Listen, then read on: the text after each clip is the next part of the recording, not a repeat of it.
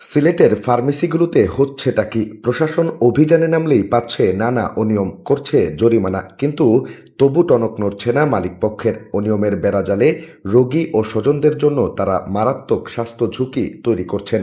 মঙ্গলবার বিকেলে সিলেটের বিভিন্ন ফার্মেসিতে অভিযান চালিয়ে অন্তত ৩টি ফার্মেসিকে মোট ১,২০,০০০ টাকা জরিমানা আদায় করেছে সিলেট জেলা প্রশাসনের নির্বাহী ম্যাজিস্ট্রেট ও সহকারী কমিশনার মোহাম্মদ তানজিব হোসেন সজীব। উপসর পয়েন্টে ন্যায্য মূল্যের ওষুধের দোকান আল আমিন মেডিসিন কর্নারে অভিযান চালায় ভ্রাম্যমাণ আদালত।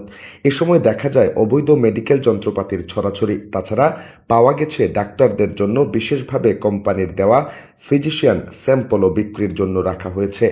এই ফার্মেসিতে অ্যান্টিবায়োটিক সংরক্ষণ বা ব্যবস্থাপনাও নানা অনিয়মের প্রমাণ পেয়েছে ভ্রাম্যমাণ আদালত। তারা সতর্ক করার পাশাপাশি এই ফার্মেসিকে ৭৫,০০০ টাকা জরিমানা করেছে। পরে নগরীর চণ্ডীপুল এলাকায়ও অভিযান চালায় ভ্রাম্যমাণ আদালত। এ সময় নষ্ট জীর্ণশীর্ণ ফ্রিজে অ্যান্টিবায়োটিক সংরক্ষণের প্রমাণ পাওয়া যায়। দেখা যায় ফিজিশিয়ান স্যাম্পলও প্রদর্শন হচ্ছে। এই ফার্মেসিকে ৪০,০০০ টাকা জরিমানা করা হয়। পরে একই এলাকায় অবস্থিত সমিতা বাহার মেডিকেল হলেও অভিযান চালিয়ে ফিজিশিয়ান স্যাম্পল প্রদর্শন করায় ৫,০০০ টাকা জরিমানা করে ভ্রাম্যমাণ আদালত। ৩ ফার্মেসি মিলে মোট জরিমানা আদায় করা হয় ১,২০,০০০ টাকা। এসব অনিয়মের বিরুদ্ধে নিয়মিত অভিযান হয় জরিমানাও। কিন্তু ফার্মেসিওয়ালারা মোটেও সতর্ক হন না, বরং তারা জনগণের জীবন স্বাস্থ্য ঝুঁকিতে ফেলার মতো অনিয়মের ঘটনা নিয়মিত ঘটিয়ে চলেছেন।